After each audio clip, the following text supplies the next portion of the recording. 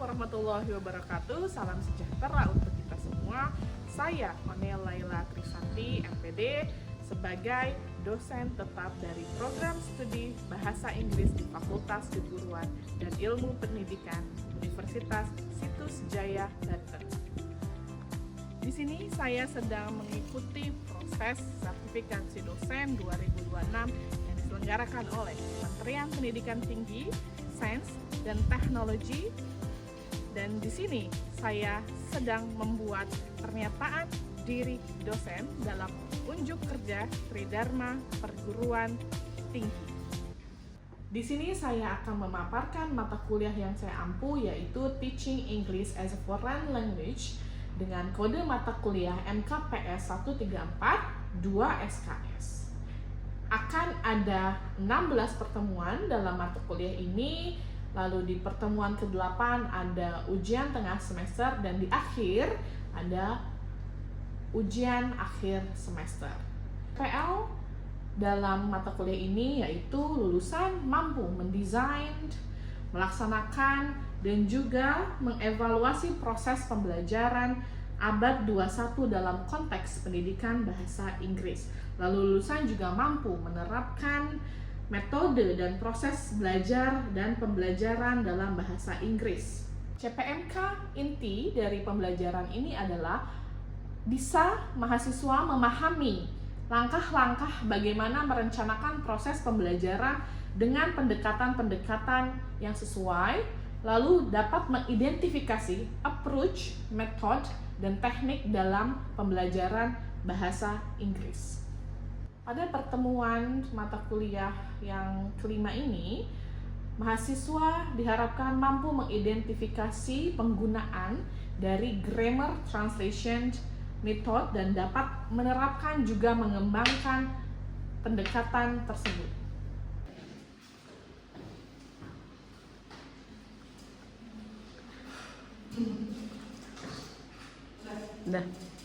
Assalamualaikum warahmatullahi wabarakatuh. Waalaikumsalam warahmatullahi wabarakatuh. Oke, bertemu kembali dengan saya Miss Mame. Hari ini dengan mata kuliah Grammar Translation Method. Ini adalah salah satu approach of teaching English as a foreign language yang akan kita bahas setelah sebelumnya kita membahas tentang direct approach. Sebelum lanjut ke mata kuliah ini, mari kita membaca doa menurut keyakinannya masing-masing.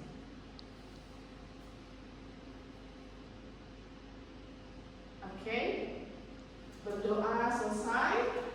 Sebelum kita mulai, misalnya akan memanggil kalian satu persatu untuk attendance. Oke, please say present if you are here. Misalnya absen sebentar sebelum kita mulai. Oke, Betan, Kanati, present, good. Hilda, oke, absent. Septiana Sari, oke, present. Aurelia, absent. Oke, Alfi, Yanti, oke, Safa, Nada, oke. And the next, Eris, present. And next, okay, Nadia, okay, present. Okay, thank you. So, what do you know about grammar translation method? Sebelum kita memulai materi hari ini, apa sih yang kalian ketahui tentang apa itu grammar translation method? Grammar translation method. Anyone to read? Ada yang mau coba untuk membaca dan menjelaskan apa itu grammar translation method? Safa boleh. Okay, grammar translation method is a foreign language teaching method that originated in the late 90s and early 20th century. So this method is usually taught with classical or dead language, for example, Latin and Greek. So, and the main purpose of this method is to enrich their literature and language reading proficiency as well. And for this reason, this method is also called the classical method. However, in the 19th century, this consequential method is recognized as the grammar translation method. Nah, this is like the explanation of this. Jadi grammar translation method itu memang salah satu approach dalam teaching English foreign language di masa yang klasik. Ini adalah salah satu yang one of the traditionals. Dari judulnya memang grammar, karena memang fokusnya nanti akan di pembelajaran grammar. As I told you before, seperti yang sudah saya jelaskan di pertemuan ke-1 sampai ke-4, jadi dalam approach atau dalam mengajar Inggris itu memang pendekatannya berdasarkan skill. Jadi tidak semua skill itu match dengan approach-nya. Makanya ada grammar translation method khusus yang membahas bagaimana kita mengajar grammar yang cocok untuk anak-anak. Bagaimana sih yang proper buat anak-anak. Lalu misalnya kayak materi sebelumnya tentang direct approach, itu kan khusus speaking. Jadi memang setiap approach itu akan cocok tidak di semua skill, tapi di masing-masing skillnya, ya. Lalu apa sih background-nya dari grammar translation method? Itu adalah tadi seperti yang dijelaskan, it's a classic. So it's very traditional way Latin and river touch in Europe. Memang ini adalah salah satu tradisional, memang diajarkan jauh sebelumnya, gitu ya.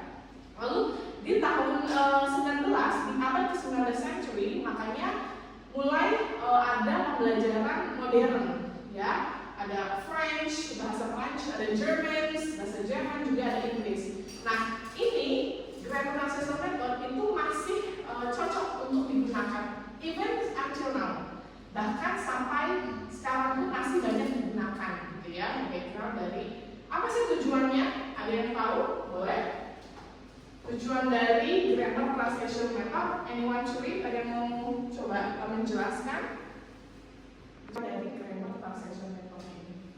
First, help students learn and appreciate French language literature, study grammar of the Greek language, the target language, better understand grammar of the native language through familiarity, speak and write their native language better, intellectual growth through grammar exercise. Ya, seperti yang tadi sudah dibacakan oleh Septi, apa sih tujuan dari grammar translation method itu? Yang pertama, how students use and appreciate foreign language literature. Memang untuk mengapresiasi apa itu karya sastra. Karena zaman dahulu memang lebih banyak literature atau karya sastra. Lalu study grammar of the target language, mempelajari grammar di bahasa target, ya.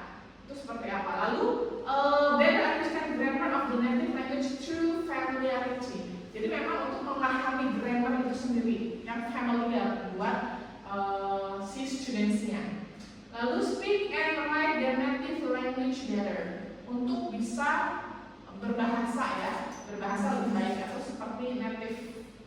And then last is the intellectual growth through grammar exercises. Ini yang penting adalah untuk berlatih grammar itu sendiri, ya. Itu tujuannya. Lalu apa sih karakteristik dari grammar translation method? Seperti dijelaskan di PowerPoint, itu yang pertama adalah the main purpose of the grammar translation method is to learn a language in order to read its literature to benefit from mental discipline and intellectual improvement.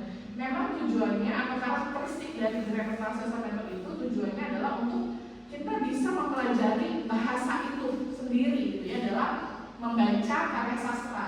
Karena zaman dulu itu tadi banyak karya sastra dan benefitnya atau yang keuntungannya adalah untuk mental disiplin, ya, dan lebih improve secara intelektual. Karena grammar itu memang one of the things yang hardest skill in English. Memang grammar itu adalah yang paling sulit, ya, dalam bahasa Inggris. Lalu as far as skill are concerned, reading and writing skill are more focused than listening and speaking. Nah, karena ini grammar, jadi lebih banyak tulisan. Memang fokusnya tidak di speaking dan tidak di listening. Untuk speaking dan listening nanti ada audio, lingual method, juga ada direct approach juga. Nah, jadi kalau grammar memang banyak yang lebih ditekankannya adalah writing, ya, dan readingnya saja. Jadi jangan coba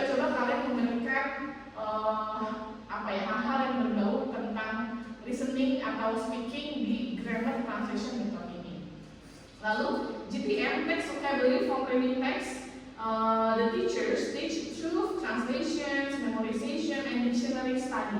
Nah, kalau di GTM ini nanti kita mempelajari bahasa vocabularies atau kosakatanya memang lewat bacaan, ya. Memorization, bagaimana mereka mengingat kata-kata atau mengingat vocabulary, lalu bagaimana mereka juga mentranslate.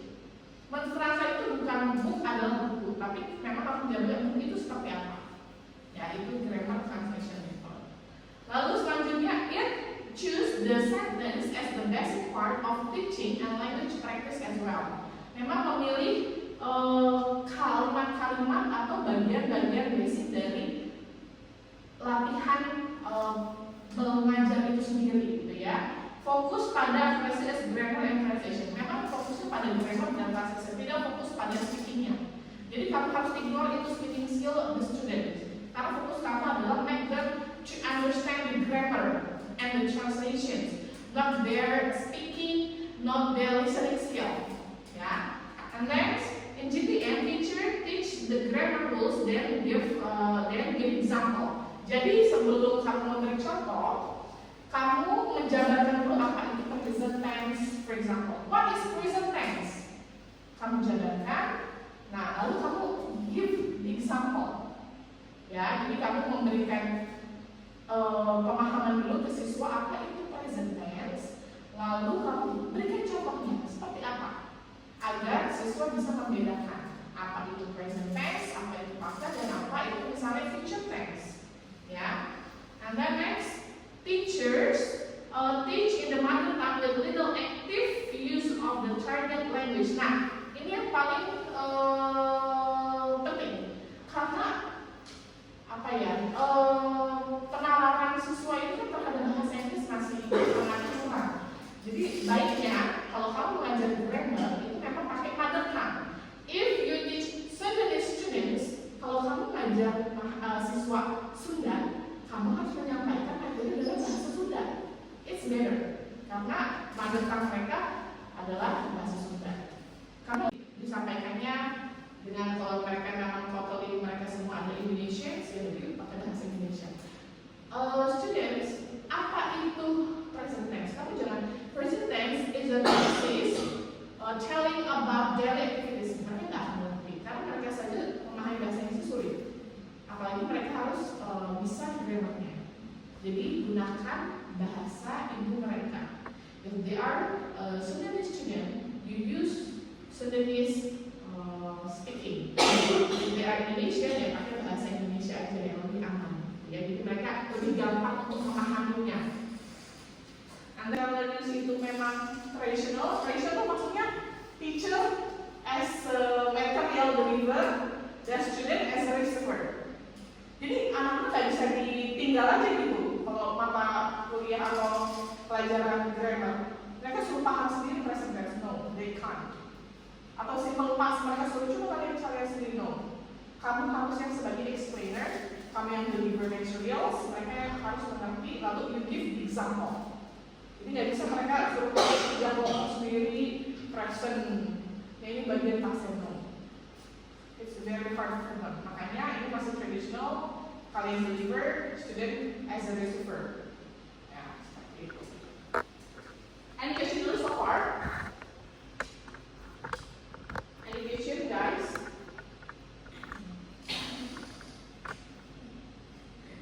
Assessment method and direct approach. Yang paling membedakan adalah grammar translation method karena dia fokusnya pada written. Makanya memang speaking skill itu is ignored. Jadi apa ya, kemampuan speaking mereka itu tidak harus kalian perhatikan, gitu ya. Karena fokus kalian adalah di how they understand the text, how they understand the grammar, and how they can write well. Ya, itu. Dan paling beda adalah pasti adalah how you deliver the material. Kalau direct approach, of course you have to speak all English since the first time you come to the class. Jadi baru pertama kali masuk kelas, kalau direct approach, kamu harus pakai English. Karena memang targetnya adalah mereka they can speak English very well. Itu yang direct approach. Nah, it's totally different saat grammar translation method. You are not allowed, nah malah kamu tidak diperkenankan to use target language. Ya, better kamu menggunakan native language-nya mereka. Ya, bahasa yang mereka. Kalau tadi Sunda ya pakai bahasa Sunda. Ya, jadi jangan sampai itu yang paling exact different.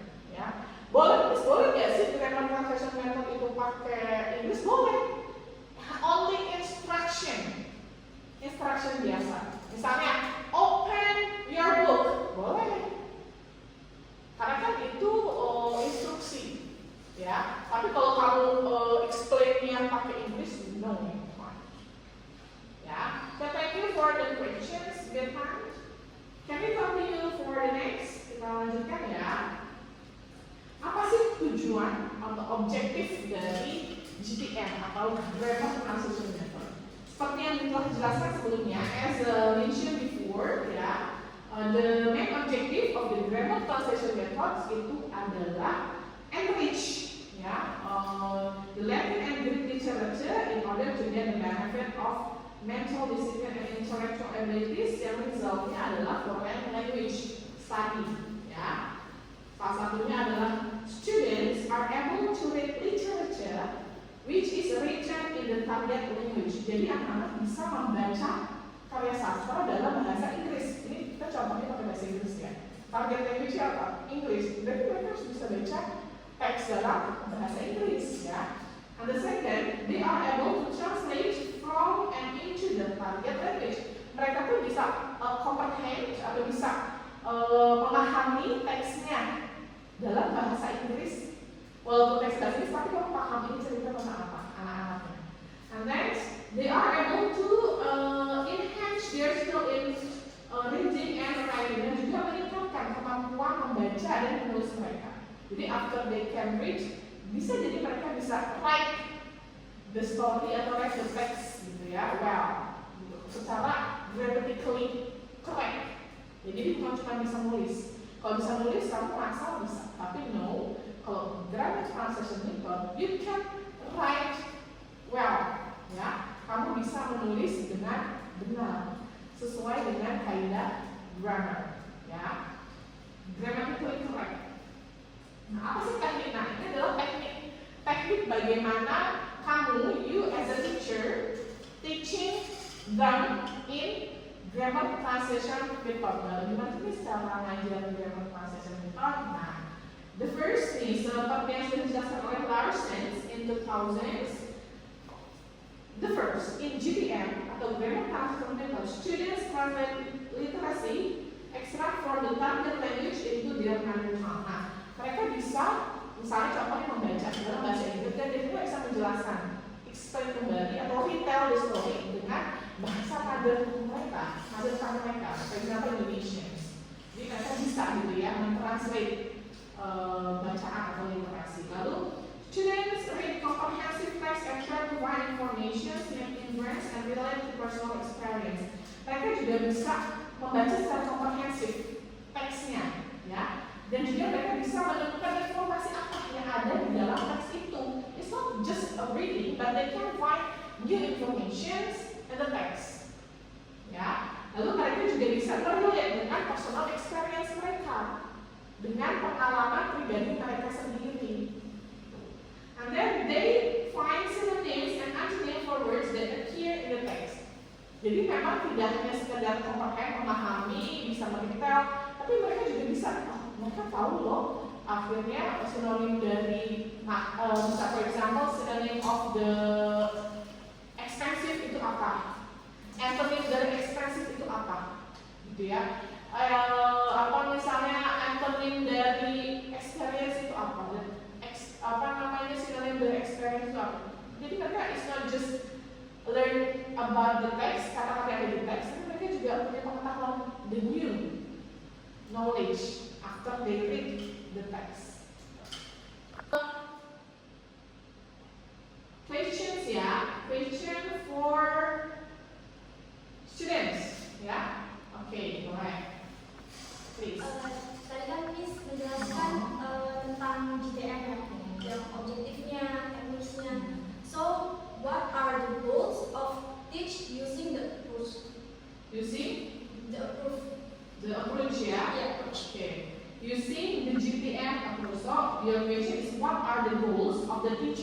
using GTM approach. Okay, so the goals dari GTM adalah the first itu adalah develop. Mereka bisa mendevelop ability to read foreign language literature. Seperti yang dijelaskan, mereka bukan hanya read, tapi mereka bisa mendevelop, ya, studentsnya. Lalu learning grammar rules, sudah pasti mempelajari rulesnya grammar atau aturan grammar. And then learning foreign language vocabularies, dan belajar tentang kosakata bahasa Inggris.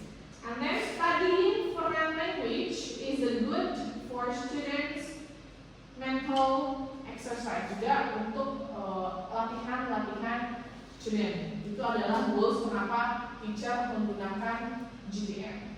Thank you for the question. So I want to ask you question ya. Soalnya akan bertanya pada kalian.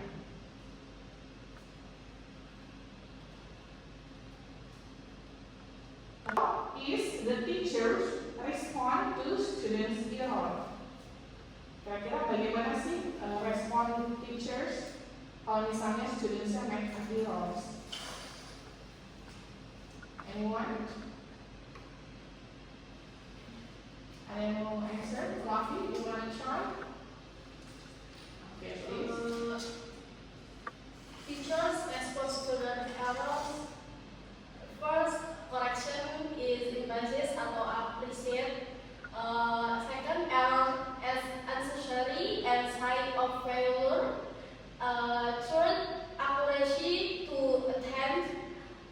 And teacher knows the right answer. Yeah, thank you. Good answer. And then the second, I want to ask, so how is evaluation accomplished? Kira-kira evaluationnya akan seperti apa accomplished if you teach in GTM? Anyone try? Oh, siapa yang mau coba answer? Anyone? Okay, please. Boleh? Oke, kamu dulu. The first, written test focusing on translation from one language to the other.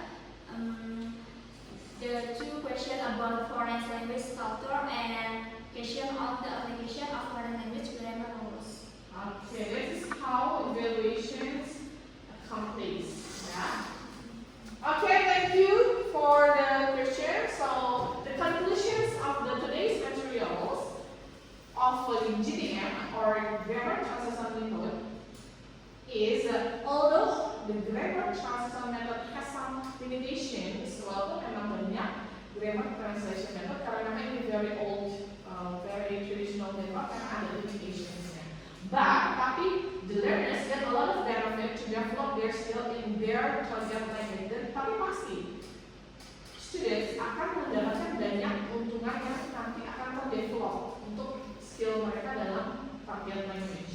Dan the instructor also get the opportunity to teach a large number of students in the classroom. Nah, keuntungannya adalah kalau grammar translation method itu bisa dan walaupun kelasnya banyak, maksudnya studentsnya a lot.